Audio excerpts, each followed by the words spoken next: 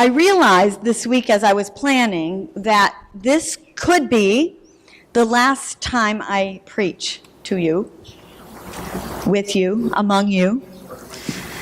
That sounds better than to you, doesn't it? Next week is the T. Hadley Choir, 9:30 to 10:30. We're so privileged to have them with us, so we hope you'll invite all your friends and neighbors. It's going to be a big blowout party here. And the next week I will be at General Synod as a delegate from the Michigan Conference, actually. So depending on how things go over the next few weeks, this could be my last Sunday with you. And I have 100 sermons I want to preach, but I wrote a new one because none of them seem to fit the bill. I had an idea in mind about the 5 key shifts that churches need to make in order to be vital congregations. And that sounded really boring. And then I thought I should just really speak from my heart. And so this is from my heart, and it's the 5 key shifts that churches ought to make to be vital congregations, because I could just go on and on from my heart. I'm an interim minister because I love change. And I know that for most people, change is incredibly difficult. So I'm an anomaly, and I have to remember that when I'm among folks, that change is difficult for people. But I believe that how we manage change can make the change valuable. And so there are these interim tasks that we use for churches who are in transition, so that you call a new settled pastor that's a good fit.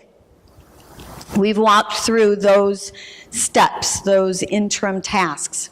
And Tuesday, when I was with the Forum group, by the way, Forum is now meeting on Tuesdays at 9:30 for an hour. That might be a nice new schedule for some of you. You could join us.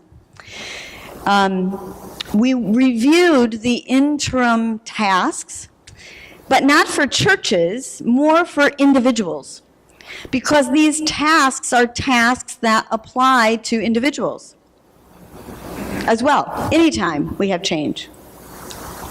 And what I realized is that we never retire from the spiritual journey, thus the title of my sermon. And it also relates to the first vital shift of congregations. It has to do with the church's purpose. So we think that we come here to worship, we come here to learn, we come here to care for one another, we come here to do outreach, we come here to do all those things, but really what those things are is practice for being disciples. All of that stuff that we do as a community of faith is about becoming better followers of Jesus. In fact, I think if Jesus thought that this is what we do as Jesus followers, come and sit in pews, he would say, "Are you kidding me? It's not at all what I had in mind. I had in mind a school, a training ground for life, a place where people would come together and practice following me, and then they'd go out into the world and do it." So that's what we're to be about as a faith community. And this is the first key shift for vital congregations. It's to move from discipleship as a program, right? Let's learn how to be disciples, but you can opt out if you want. Sorry, no opting out. Shifting from discipleship as a program to discipleship as purpose. Everything that we do is about becoming disciples, better and better disciples. I'd say we're all on the journey, But there are things that we can learn along the way. How to be better in relationship. How to be better worshipers. How to better care for one another. How to better love in those most important relationships in our families. How to reach out to our neighbor better. How to be more Christ-like. How to respond to God's call on our life more effectively. How to listen more carefully for the Spirit. This is the training ground. This is where we do that work of honing that skill. So thank you, Forum, for giving me that point. The second vital shift is from competing programs within the church to a culture of relationships. This is about what we do. And in this culture, so concerned with efficiency and productivity, as followers of Jesus, we need to be less concerned with getting things done and more concerned about how we behave toward one another as we're doing. Relationships are way more important. That we live love toward one another. That we honor one another, as we talked about in a sermon series during Epiphany. That we lift one another up. That we encourage one another. These tasks show the world that we're different. That God's love reigns here. That the Spirit is at work here, because you know what happens in the world. It is dog eat dog. So our relationships are more important than accomplishing anything. Oh, that doesn't mean we don't have to get things done, or the walls would fall down, right? But how we do them together is what's important. So, I'm in a Malibu. You know what a Chevy Malibu feels like inside? 5 of us, my daughter, myself, a 5-year-old, 4-year-old, and 2-year-old in the back seat in car seats. Yes. Thanks to Dan, we had 2 hotel nights instead of 1. So we get on the road and things go along, and I've got my whole little iPhone with all my kids' songs that we're going to sing, and we got books to read, and we got games to play, and it's all going pretty well. And Zachy falls asleep, the 4-year-old falls asleep, the 2-year-old, Maddox, is in the middle, and he wants to talk to Zachy. And Zachy's not responding, so he takes his little finger and he pokes him in the eye. Well, now Zachy's not sleeping anymore. And besides that, he's really crabby. That night in the hotel room, we felt so lucky. We had 2 double beds, which we had planned on, but then we had this sleeper sofa. So Bella and Zachy got to sleep on the sleeper sofa. Nika could sleep with the 2-year-old, and I got a bed all by myself. So in the middle of the night, Nika pokes me and she says, listen, listen. So I'm listening, and Bella's going, Zachy, move over. Zachy, move over. And then she's quiet for a minute. A few minutes later, she says, Zachy, move over. And Nika says, come here and look. Zachy is laying the way you're supposed to lay in a bed. Bella is laying crossways with her feet on Zachy. Yeah, so Zachy totally got picked on the whole trip, and he's just this really easygoing little boy, so I felt kind of sorry for him. But my point is relationships. The closer quarters we're in, the easier it is for us to point out one another's need to improve, let's say. Right? That's what these relationships are about. We come in contact with each other, and sometimes it's like, fingernails on a chalkboard. And then we have to step away for a minute, and we have to think, is that me or is that them? And hopefully we're all doing that thing. Is that me or is that them? kind of like the porcupines. Remember the porcupines?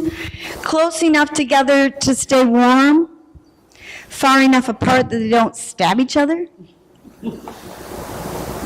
That's the work of us as a community, being in relationship, learning about ourselves and our own deficiencies, where we need to grow and change as followers of Jesus, and prodding and poking the other as we seek to do that. Iron sharpens iron, right?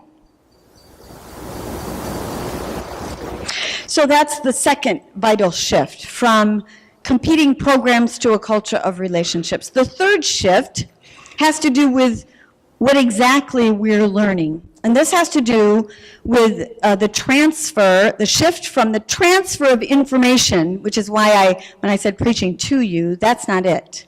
I'm to help you uncover what the scriptures say so that you can decide how the scriptures are applied in your life. So I'm not transferring information to you so that you get a bunch of information in your head. I'm transferring information to you so that you are equipped to live a new way.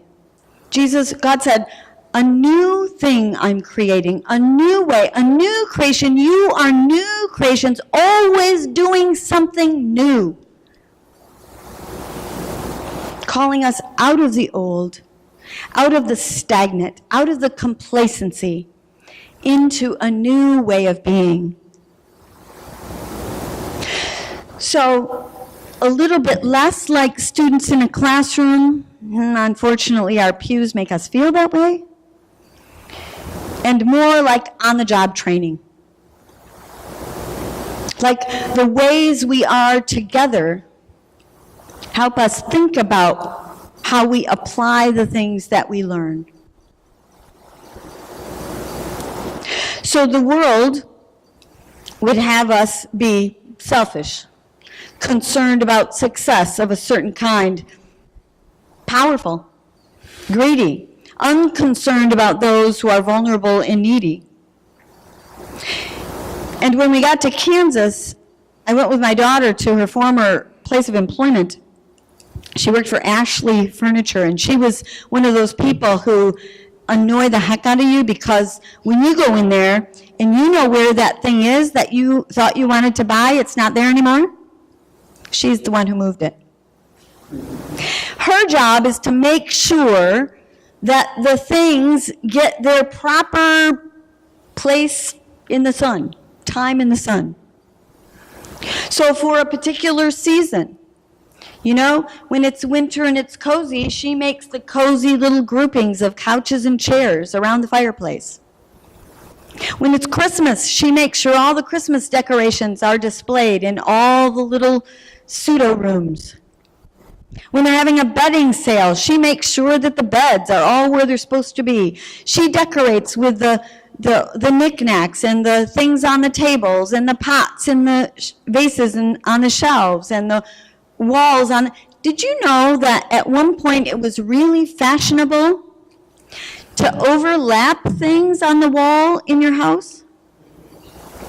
Yeah, I don't get that, but it was. So she had to change all the pictures that were hanging in all the rooms so that they overlapped and looked good. And I was thinking, that's kind of like us, right? It doesn't matter what generation you are. You have concerns about your marriage and relationships, or you have concerns about your children or those people who are near and dear to you, or you have concerns about significance in your life, or you have concerns about dying and the ends of things. These are common human concerns. Some of you have been through those things, and you dealt with them in a particular way. You're farther along on the journey than others. So your role in the community is to share how you dealt with those things. How did it work for you? Not so that the next generation does it just like you did, but because there's a principle there. There's something valuable that you have to offer. And you offer it, and those who are ready, who need to hear it, you know that saying, right? When the learner's ready, the teacher shows up. What you have to offer will be taken in by those who need it when they need it. So don't think you get to retire on the spiritual journey. You become older and wiser for a reason, and that's to share your wisdom. So that's the third vital shift for vital congregations. The fourth vital shift is from reaching out to make converts to reaching out to bring people into community. It's less about those out there who don't know and more about those out there who need God's love. You know, there are all kinds of studies that have been done about spiritual people in our country. And the largest growing group of people is the spiritual but not religious. That means I believe in God, but I don't go to church. We don't do this thing by ourselves. We need to be together doing this thing. Those folks out there get really lonely pretty soon when they're not in a community of folks with whom they can share. Nika needed me to go with her in the car. I'm not so sure I needed to do that, but we need to be about the work of life together. It's important that we share the load. Jesus sent his disciples out 2 by 2. It's not that we don't love ourselves and that the world can't see love. The world needs to see how we love and care for ourselves. But the world also needs to see how we love others, how we are with others, how we journey with others, and how we provide a contrast on our journey to those of the world who think that they can go it alone. This is about reaching out and bringing people into a supportive community. And then the fifth vital shift is from measuring success based on bodies, that is warm bodies in the pews, budgets and buildings, to developing and releasing people to live out the call.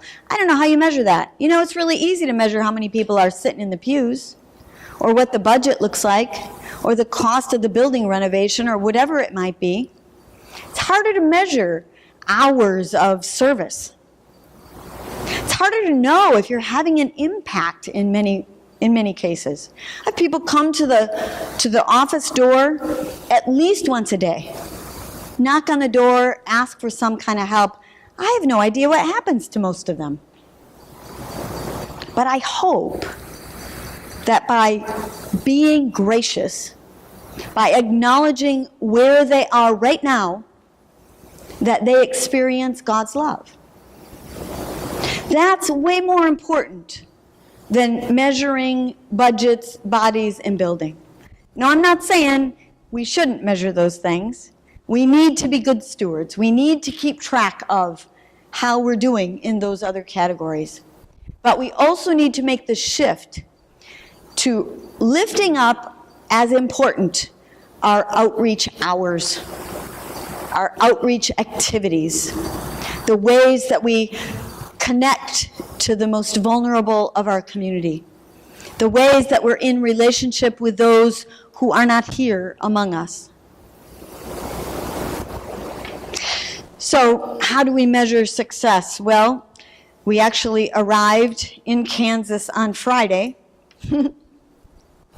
Nika and I timed it so that the truck that Michael was driving with his father, a 26-footer with 5 rooms of stuff from their house, packed to the ceiling and front to back, got there before we did. And it did. We timed it. And in fact, the whole truck was unloaded. And the beds were put together, and the boxes were all in the rooms where they were supposed to be. We timed it just right. Was that success? Well, by some standards, it sure was. What is success in the church? So as Nika started walking through the house, she discovered that, oops, the box that had the lampshade in that she was intent on hanging in Bella's room, crushed. One section of the sofa, the arm was cracked, and the upholstery on the side was torn. You know, that's all she found that was broken. That's not so bad either, is it? And I got to thinking about how we measure success. And I thought so much of how we measure success in the church has to do with forgiveness. It has to do with having the room to let your definition of success and my definition of success exist side by side. To be forgiving. So Dan works with wood, not so forgiving. But I've learned something from him. Measure twice, cut once. I work with fabric. Sometimes when I measure once, it's an oops. But fabric is a bit more forgiving, right? I can stretch it a little bit. I can cut the other piece a little shorter. Being forgiving has to do with being roomy, I think. It has to do with being a place where we're all okay on this journey, wherever we are. Whatever we're learning, it might not be what the other is learning. Whatever skill we're honing, it might not be what the other is honing. That's okay. That makes us a diverse crowd of people, an attractive crowd of people. We are in a tradition where God makes all things new. The Israelites under the time of Isaiah the prophet were regularly forsaking God's ways, going off on their own, doing the things that they thought were cool and smart and successful, forgetting about God's will for them. And God regularly came back to them and said, you know, through the prophet, you know, you're not quite on the right path, but I'm making all things new. In Paul's day, you know, we think of Paul as the great evangelist, the great theologian. Read the whole book of 2 Corinthians, and you realize that Paul had his human side. Paul fretted about things. He was criticized about things. He was anxious about whether the church was doing the right thing. And then when God's Spirit infused Paul, he was able to say, God reminds us that God makes all things new. We are in a powerful tradition where God makes all things new. And that means tomorrow, it's a brighter day. Amen? Amen.